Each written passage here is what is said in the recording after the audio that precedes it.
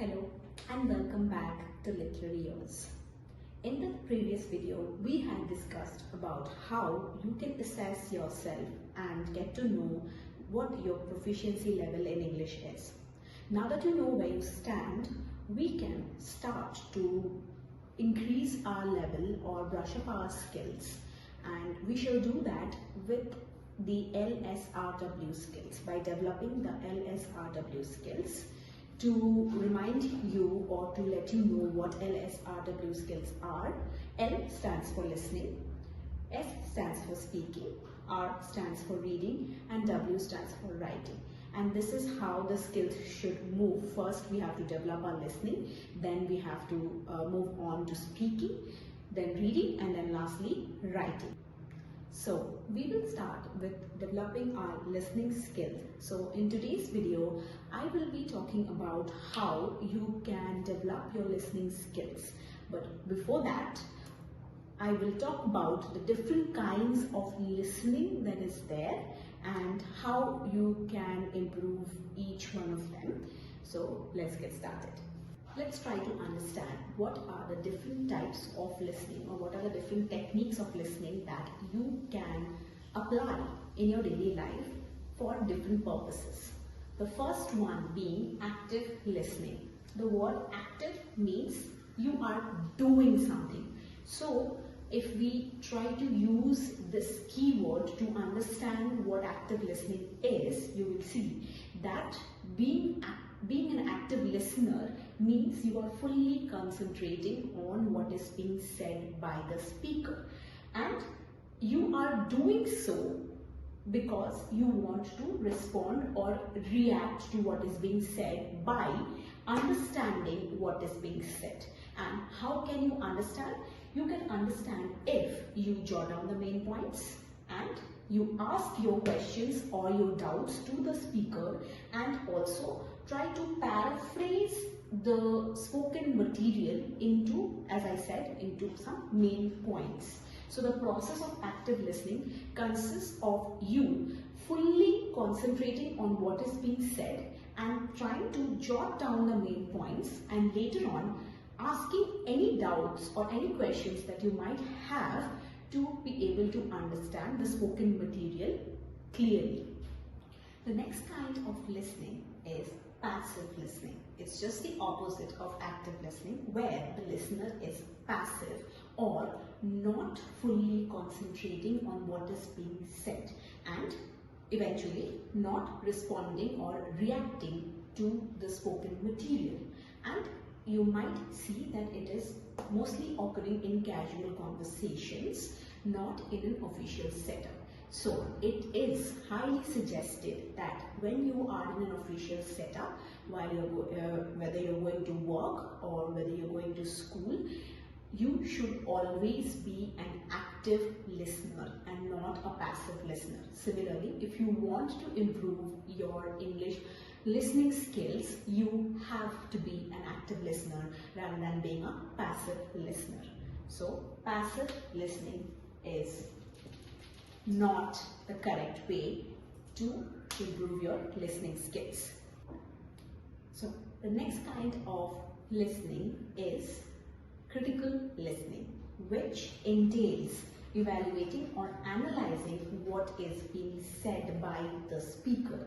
That means you are going to check the validity or credibility of the speaker, what the person is saying, or whether the person is using the correct grammar or sentence structure while speaking. So hence, this is not for students or ESL learners.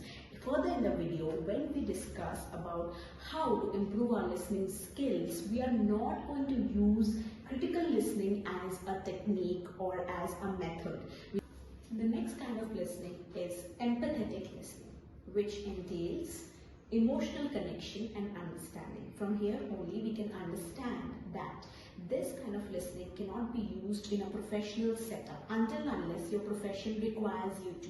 As you can see that it is used by counselors and therapists in their place of work when they are counseling someone or trying to help a person in need. They need to have that as a professional competency, but not for any other kind of profession like a school student or university student or any kind of other corporate workers.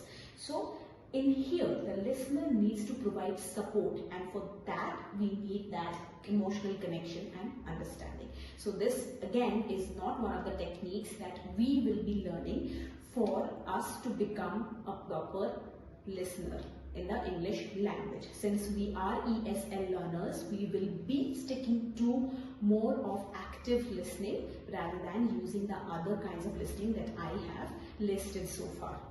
The next kind of listening is appreciative listening. This is again not one of the techniques that we will be using as ESL learners.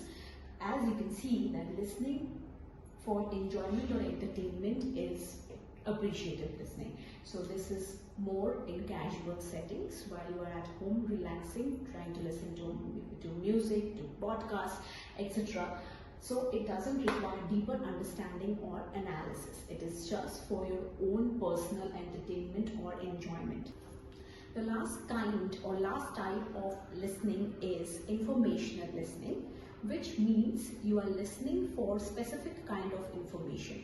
This kind of listening requires you to pay attention to specific details, facts, information that is being shared by the speaker. This kind of listening, apart from active listening, is an important tool or technique that an ESL learner would need to acquire the requisite listening skills to be able to competently understand and competently gain the information or the main idea that is being spoken.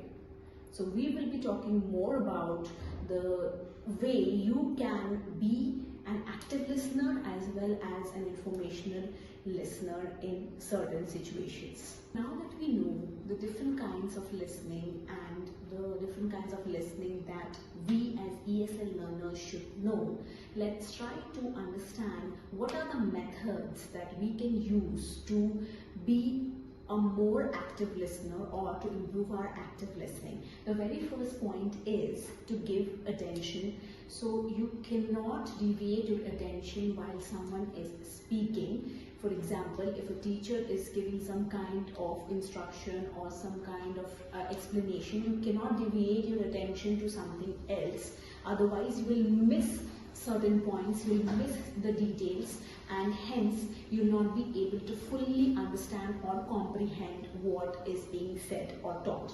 Second, you take notes wherever you require. So it does not mean that you have to take word to word notes. You can just jot down the main points or the main ideas that are being talked about, and any additional information underneath those main points, if you want to add, you can add that. If you can take this as an example, suppose someone was saying exactly the same thing.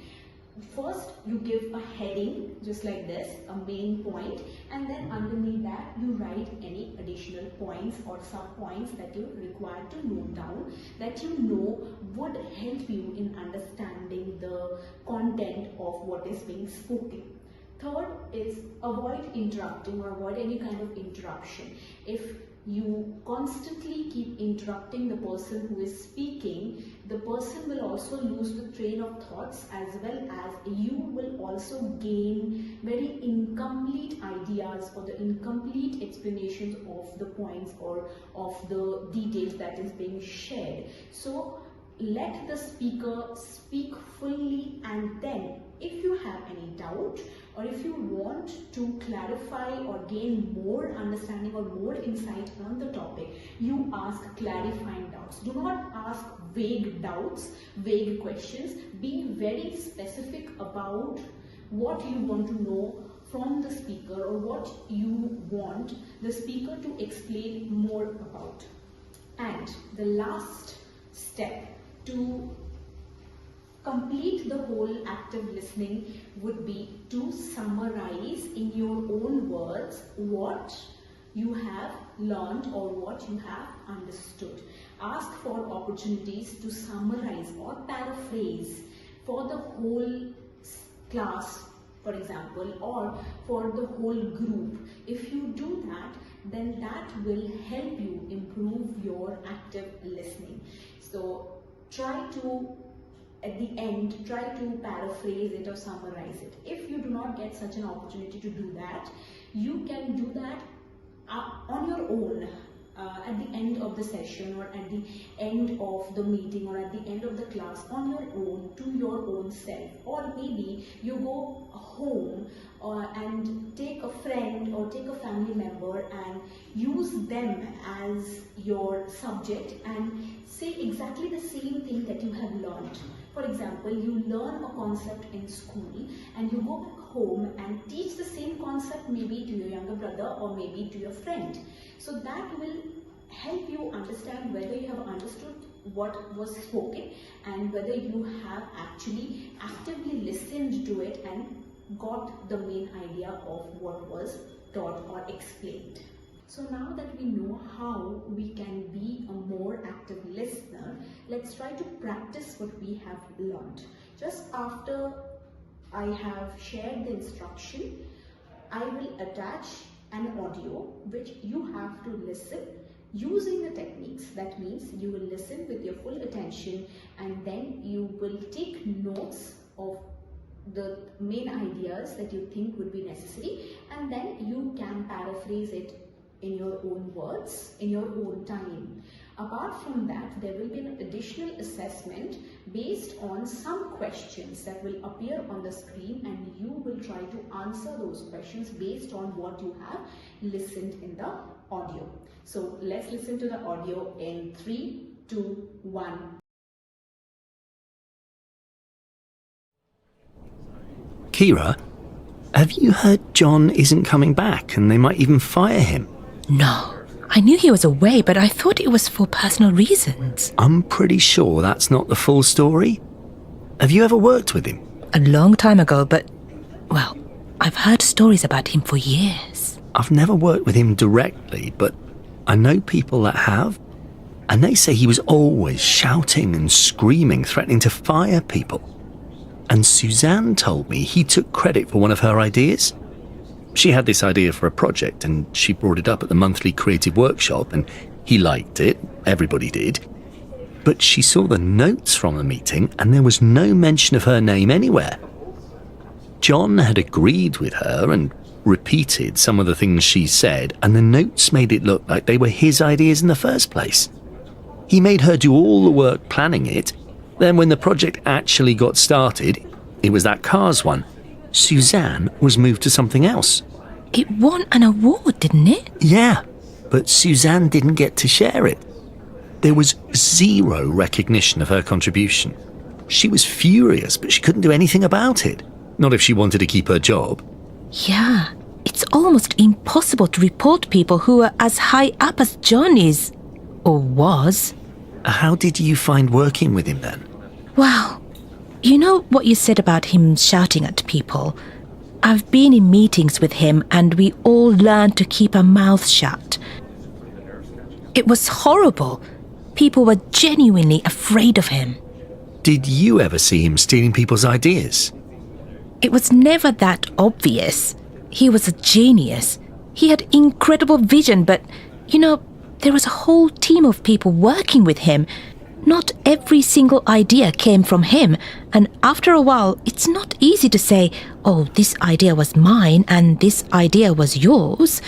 For me, the bigger problem was that you could be in his good books, and then suddenly, with no explanation, you were out.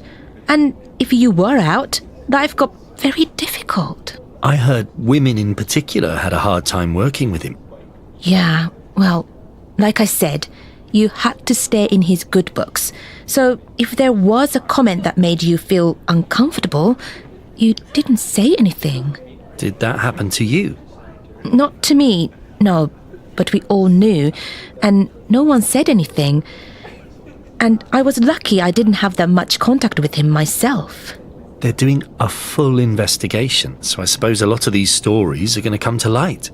I hope so. I really hope he's not coming back.